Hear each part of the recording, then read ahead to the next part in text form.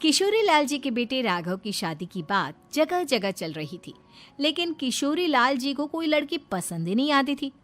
और उसकी एक ही वजह थी, किशोरी लाल जी का लालची होना। उनको लड़की वालों से मोटा दहेज चाहिए था और इसी चक्कर में एक दिन वो एक बहुत पैसे वाले के घर अपने बेटे का रिश्ता लेकर पहुंचे। उस आदमी का नाम था ओम प्रकाश। देखिए किशोरी लाल जी, मेरी एक ही बेटी है और मेरी सारी संपत्ति जायदाद सब कुछ मेरी बेटी नैना का ही है। पापा, नाम से लगता है बहुत खूबसूरत होगी। कितना अच्छा नाम है ना, नैना। ओ, वैसे बात तो सही है आपकी।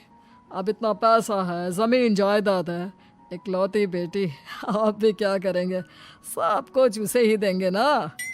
बिल्कुल ठीक पहचाना आपने। बस बेटी की शादी और सारी जायदाद उसके नाम। पापा, बिना देखे हाँ कर दीजिए ना। इतना अच्छा रिश्ता फिर कहाँ मिलेगा? माला माल हो जाएंगे हम। मैं अपनी बेटी को बुलाता हूँ। अरे नहीं नहीं नहीं नहीं, आपकी बेटी का नाम नैना है, सुनकर ही लगता है बहुत सुंदर होगी। रहने दीजिए अंकल, मैं तो आपकी बेटी के नाम से ही इतना खुश हो गया हूँ कि उसे बिना देखे शादी करने को तैयार हूँ। अब तो मैं उसका चेहरा सीधे शादी के बाद ही देखूंगा। और इस तरह राघव नैना का चेहरा नहीं देखता और उससे शादी कर लेता है। शादी के बाद अपनी सुहाग रात पर जब राघव नैना का घूंघट उठाकर देखता है तो नैना की आंखें बंद थी। कितने खूबसूरत हो तुम नैना, जरा अपनी आंखें खोलकर मेरी तरफ देखो तो सही। नहीं, मुझे शर्म आती है। अरे, मैंने तुम्हें शादी से पहले भी नहीं देखा, और अब अगर तुम आंखें खोलकर मुझे देखोगी भी नहीं तो मुझे अच्छा कैसे लगेगा? इससे पहले कि नैना अपनी आंखें खोलकर राघव की तरफ देखती, अचानक से लाइट चली गई और राघव नैना को पूरी तरह से देख भी नहीं पाया। अगली सुबह नैना राघव के लिए नाश्ता बनाकर लेकर आई। ये क्या? आधा पराठा सेका हुआ है और आधा बिल्कुल कच्चा। ये तुमने क्या किया नैना? बहू, तुमने क्या आधा पराठा तवे से नीचे लटका कर रखा था, जो आधा सेका है और आधा कच्चा? मुझे जितना दिखेगा उतना ही तो सीखूंगी ना पापा जी। जहाँ जहाँ मुझे नजर आ रहा था वहाँ मैंने सीख लिया, जहाँ जहाँ नहीं दिखा वहाँ कच्चा रह गया होगा। इसका क्या मतलब है? ये कैसा मजाक कर रही है तुम? अरे बहू, तुमने इतना लंबा घूंघट क्यों लगाया हुआ है? देखो, हमारे घर में बहुओं को बेटी की तरह रखा जाता है, और फिर तुम तो इतना सारा माल लेकर आई हो। देखो, ये घूंघट डालकर रखने की कोई ज़रूरत नहीं है। हाँ नैना, पापा जी ठीक कह रहे हैं, तुम तो आराम से रहो, अपना ही घर समझो। नैना अचानक से अपना घूंघट उठा लेती है।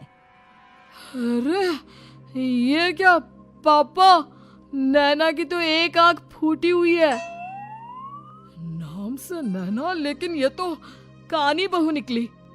मेरे साथ धोखा हुआ है, धोखा। बिना दिखाए अपनी कहानी लड़की मेरे संग ब्याह दी। मुझे कहानी भी नहीं चाहिए। मुझे अभी ओम प्रकाश जी से बात करनी पड़ेगी। आखिर उन्होंने मेरे साथ ऐसा किया क्यों?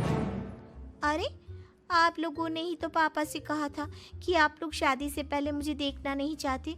अब मेरे पापा पर क्यों इल्जाम लगा रहे हैं? अरे लेकिन उन्हें बताना तो चाहिए था ना कि तुम कहानी हो, एक आंख से तुम्हें दिखाई नहीं देता। किशोरी लाल और राघव नाराज होकर ओम प्रकाश को अपने घर बुलाते हैं। पापा जी, ये आपने क्या किया? शादी से पहले बताया क्यों नहीं कि नैना की आंखों में परेशानी है? अरे, आप ही ने तो लड़की देखने से मना कर दिया था।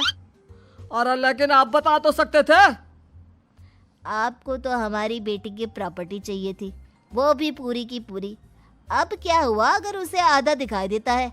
प्रॉपर्टी तो आपको पूरी मिल गई ना। अरे, ये क्या बात हुई? मेरी शादी प्रॉपर्टी से नहीं, आपकी बेटी से हुई है। अब ये तो पहले सोचना चाहिए था। तब तो मेरी प्रॉपर्टी देखकर तुम्हारी जुबान लप आ रही थी। लेकिन मैं कानी लड़की को अपनी बीवी बनाकर नहीं रख सकता। पापा, कुछ करिए ना आप। हाँ, करता हूँ।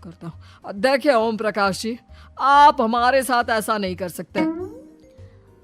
और तुम देखो, अगर तुमने मेरी बेटी से शादी तोड़ी ना तो जो भी प्रॉपर्टी मैंने तुम्हें दी है वो तो पूरी की पूरी वापस ले ही लूँगा और आधी प्रॉपर्टी तुम्हारी भी लूँगा। अरे मेरी आधी प्रॉपर्टी भला क्यों लेंगे आप? इसलिए क्योंकि मेरी बेटी को आधा नजर आता है और उसकी नज़र अभी तक तुम्हारी आधी जायदाद पर ही पड़ी है।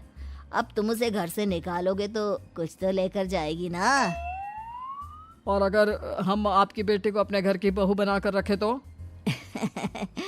तो तुम्हारी पूरी प्रॉपर्टी तुम्हारी ही रहेगी और जो मैंने तुम्हें दिया है ना उसमें से बस मैं आधा लेकर जाऊंगा। अरे लेकिन अब आप अपनी दी हुई प्रॉपर्टी में से आधी वापस क्यों लेकर जाएंगे? अगर मैं आपकी बेटी को अपनी पत्नी बनाकर रखने को तैयार हूं तो?